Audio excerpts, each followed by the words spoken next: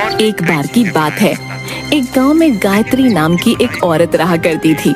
कुछ सालों पहले गायत्री के पति का देहांत हुआ था। तब से गायत्री पूरे घर को अकेले संभालती थी। उसके पति ने मरने से पहले वहाँ के जमींदार से कर्ज ले रखा था, जिसकी भरपाई गायत्री खेतों में काम करके करती थी। एक दिन जब गायत्री खेत में काम कर रही थी, चल गायत्री, घर नहीं चलना। दीदी बस थोड़ा सा रह गया है, आप जानती हो जमींदार के आदमी बाद में जांच करते हैं। मैं नहीं चाहती वो किसी भी चीज को लेकर बाद में कुछ बोलें। ठीक है, जैसी तेरी मर्जी। इसके बाद रेशमा वहाँ से चली गई। धीरे धीरे सूरज ढलने लगा। गायत्री ने अपना काम खत्म किया और घर चली गई। माँ आ गई। माँ, दादी ने खाना बना दिया, चलो आ जाओ खाना खा लो। मैं हाथ मुंह धोकर आई। माँ, आपने खाना क्यों बनाया? बेटा, मैं बूढ़ी भले ही हो गई हूँ, लेकिन इतनी नहीं कि घर का थोड़ा काम भी ना कर सकूं। माँ, आप जितना भी करती हैं मेरे लिए उतना काफी है, लेकिन आप ज्यादा मत किया करो। तू चिंता मत कर मेरी, तू बाहर का देख लिया कर, घर का मैं देख लिया करूँगी। अब शांति से खाना खा और मुझे कुछ नहीं सुनना। अगली सुबह, माँ ये लो, अब चाय पी लो। लेकिन मुझे तो सिर्फ मैंने खाना बना दिया। बिट्टू उठ जाए तो उससे कहना कि उस समय से विद्यालय चला जाए। ठीक है। गायत्री ने घर के एक डिब्बे में से पैसे देखे। उसमें पैसे बहुत कम थे। आज जमींदार जी से पगार की बात कर लूंगी।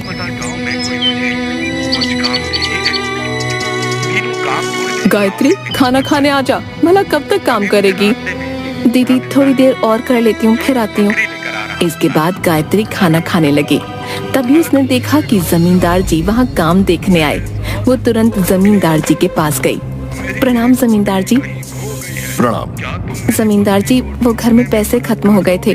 मेरे घर में केवल मैं ही एक कमाई का जरिया हूँ। आपकी बहुत कृपा होगी अगर आप कुछ पैसे दे देते। ऐसा करो, शाम को घर आना, वहीं बात करेंगे। ठीक है जमींदार साहब। इसके बाद गायत्री दोबारा अपने काम पर लग गई। शाम को गायत्री जमींदार के घर पहुंची। प्रणाम जमींदार जी। प्रणाम। जमींदार जी, वो घर में पैसे खत्म हो गए थे। मैं घर में केवल एक ही कमाई का जरिया हूँ। आपकी बहुत कृपा होगी अगर आप कुछ पैसे दे देते। तुम्हें तो पता है, तुम्हारे पति ने मुझसे कर्ज लिया था, वो तो निकल पड़ा। अब अगर तुम्हें भी देता रहा तो मैं तो रास्ते पर आ जाऊंगा। तुम पहले सारा कर्ज दे दो, फिर ले लेना पैसे। जमींदार जी, ऐसा मत करिए। मैं आपके अलावा कहीं काम नहीं करती। अगर यहाँ से भी पैसा आना बंद हो जाएगा तो हम भला कहाँ जाएंगे? हमारी मदद करिए जमींदार जी। घर पर काम करोगी हमारे, बहुत पैसे दूंगा। कैसा काम जमींदार जी? वो तुम्हें सब समझा दूंगा। ये क्या कह रहे हो आप? कहाँ जा रही हो? गायत्री वहाँ से चुपचाप निकल गई।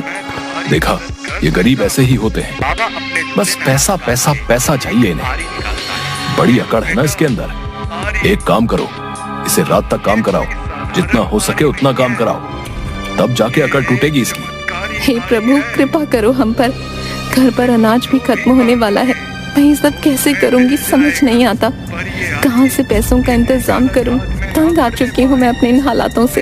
अगर मैंने अपने जीवन में कभी भी कुछ ऐसा किया हो जिससे आपको खुशी मिली हो तो हमारी जिंदगी सुधार दो।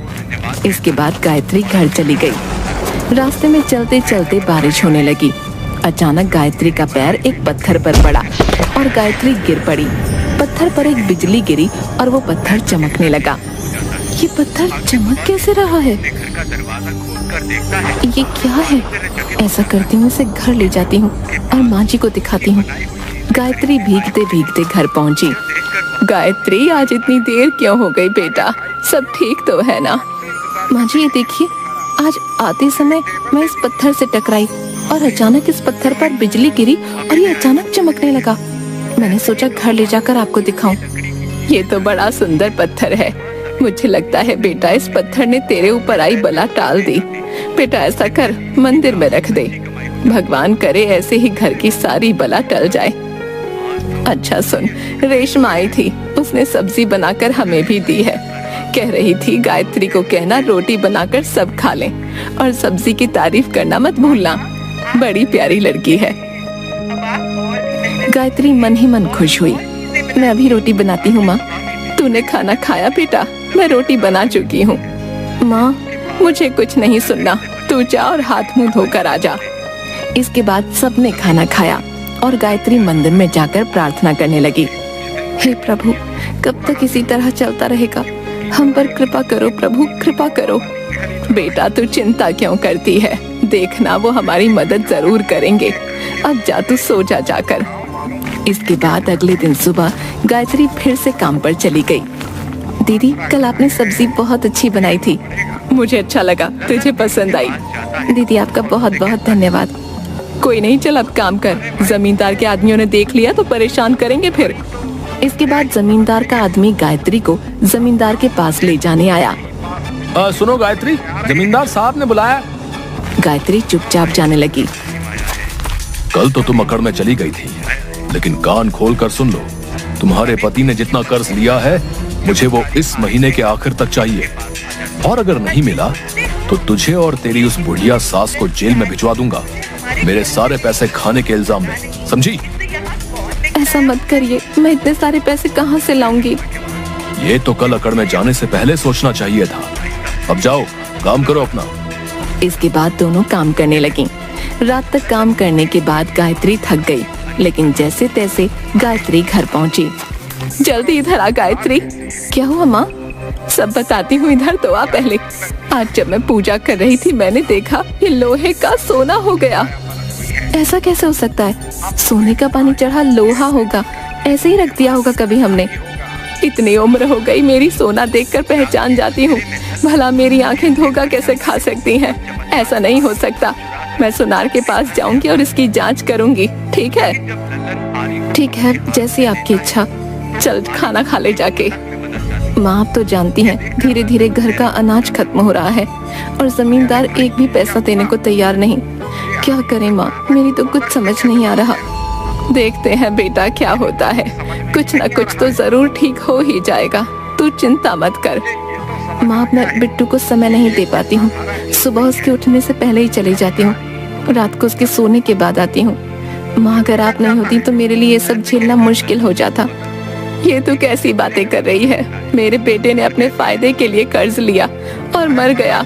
तूने मुझे अपने साथ रखा, मेरी देखभाल भी की और उस नालायक का कर्ज उतारने के लिए दिन रात उन खेतों में काम कर रही है। हम एक परिवार हैं बेटा, हम एक साथ रहेंगे। तू चाहती तो बिट्टू को लेकर अपने घर कब की चली जाती, लेकिन तू यहाँ रुकी, मुझे अकेला नहीं छोड़ा। मेरे लिए तो तू ही मेरी औलाद है। दोनों गले मिलते हैं। अब जा तू सो जा। हे प्रभु रक्षा करो हमारी, और कितना दुख देखना बाकी है, कृपा करो प्रभु। इसके बाद अगले दिन गायत्री काम पर चली गई और माँ जी सुनार के पास गई। वहाँ जाकर माँ जी को सुनार ने बताया कि वो लोटा सोने का है। आप इसका कितना दोगे? ये बहुत ही उच्च कोटि का सोना है और भारी भी है। इसके बनते हैं 90,000। जी आपको कहाँ से मिला माँ जी? मेरे दादाजी ने शादी के वक्त मुझे दिया था, उसके बाद से इसके बारे में भूल गई थी। कुछ दिनों बाद बक्से में मिला, इसे देखा तो सोचा बेच दूं, घर में कुछ खाने पीने को आ जाएगा। सब प्रभु की कृपा है माँ जी। मैं चलती हूँ बेटा। इसके बाद माँ जी घर पहुँची। रात को जैसे ही गायत्री घर पहुँची, माँ जी ने उसे सारी बात बता दी और सारे पैसे गायत्री के हाथ में रखे। बेटा कल जाकर पैसे जमींदार को दे देना, उससे कहना अब तो उसके यहाँ काम करने नहीं आएगी। माँ आप ये सब क्या कह रही हो? वो लोटा हमारे घर कैसे आया? इधर बैठ। पत्थर लेते आई और साथ ही लोहे के कुछ सिक्के भी और कुछ लोहे के सामान भी। ये आप क्या कर रही हो माँ जी? ये देख। दादी ने पत्थर से सामान को छुआ और देखते ही देखते वो सोने में बदल गया। मैंने बचपन में सुना था कि एक पत्थर होता है जिसे अगर लोहे की किसी चीज से छुआ जाए तो वो सामान सोने का बन जाता है। ऐसे पत्थर को पारस पत्थर कहते हैं। अब देखना, कल तू इन सबको शहर जाकर बेचा। यहाँ बेचेगी तो सुनार को शक हो जाएगा। अगले दिन गायत्री शहर सुनार के पास जाकर सारी चीजें बेच आई। शाम को वो जैसे ही घर पहुंची, उसने देखा उसके घर में जमींदार आया हुआ था। आप लोग यहाँ? ये बताओ तुम आज काम पर क्यों नहीं आए? अब से मैं आपके यहाँ काम नहीं करूँगी। ये लीजिए आपके पैसे, पूरे 3 लाख हैं, और आज के बाद हमारे घर कभी मत आना। ये पैसे कहाँ से आए? चोरी करी या फिर कुछ और? तुमसे मतलब? तुम अपने पैसे पकड़ो और निकलो यहाँ से। कृपा करके जाइए यहाँ से। इसके बाद जमींदार वहाँ से चला गया। घर पहुँचकर पता करो इनके पास इतने पैसे कहाँ से आए। कल तक मुझे ये जानना है कि इनके पास ये सारा धन कहाँ से आया। समझ गए ना सारे? जी मालिक, समझ गए। इसके बाद सारे आदमी रात को गायत्री के घर पहुँचे। गायत्री की सास को पत्थर से लोहे को सोना बनाते देख वो सब हैरान हो गए। देखना भाई, इनकी तो किस्मत ही खुल गई। मैं कहता हूँ पत्थर हम रख लेते हैं। पागल, जमींदार को पता चला तो मारे जाएंगे। तो उनका गुस्सा नहीं जानता क्या?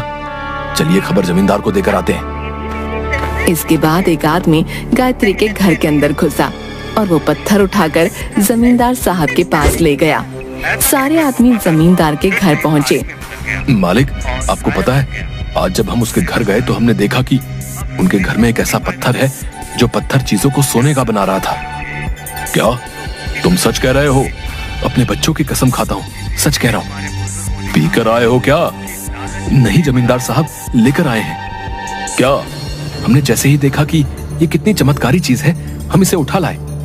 अब देखिए, ये आपके लिए हमारी तरफ से छोटी सी भेंट। चलो दिखाओ ये कैसे काम करता है।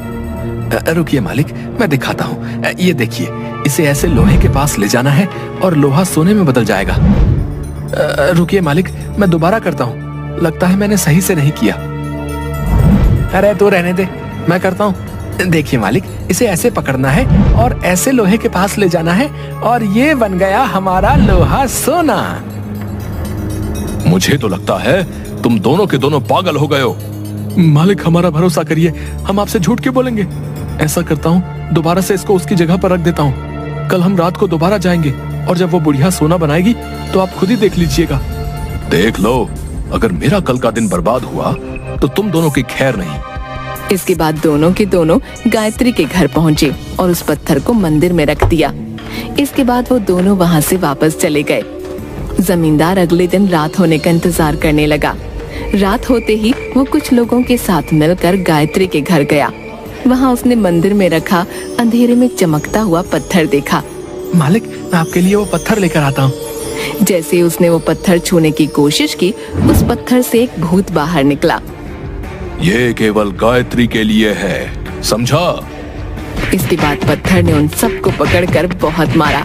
घर पर शोर होने की वजह से सभी जाग गए। ये क्या हो रहा है? तुम कौन हो? मैं इस पत्थर का रक्षक हूँ। ये पत्थर किसी गलत के हाथों में न लगे, इसलिए मैं इस पत्थर की रक्षा करता हूँ। इसके बाद वहाँ अचानक पुलिस आ गई। आइए आइए साहब, ये देखिए ये जमींदार हमें कैसे परेशान कर रहा है। रेड, सब चिंता मत करो, अब हम आ गए हैं। इस जमींदार को तो मैं बताऊंगा। लोगों की नाक में दम करके रखा है साले ने। हाँ इंस्पेक्टर साहब, हमें ले चलिए वरना हम जिंदा नहीं बचेंगे। अरे तू तो वैसे भी नहीं बचेगा। चल, अब सबकी अकल थाने में खुलेगी, चल। इसके बाद पुलिस ने उन सभी लोगों को अपने साथ ले लिया। ये सब क्या था माँ जी? मैंने इस पत्थर को छुपा दिया था और इसकी जगह नकली पत्थर रख दिया था। मुझे पता नहीं क्यों लग रहा था कि कोई है जो इसे चुराना चाहता है, और देखो वैसा ही हुआ। और आज जब ये सब हमारे घर आए तो मैंने चुपके से पुलिस को फोन करके सब कुछ बता दिया था और उन्हें बुला लिया था ताकि कोई बड़ा हंगामा होने पर हम बच जाएं। वाह माँ जी, आप तो बड़ी समझदार निकली। दोनों के दोनों हंसने लगे।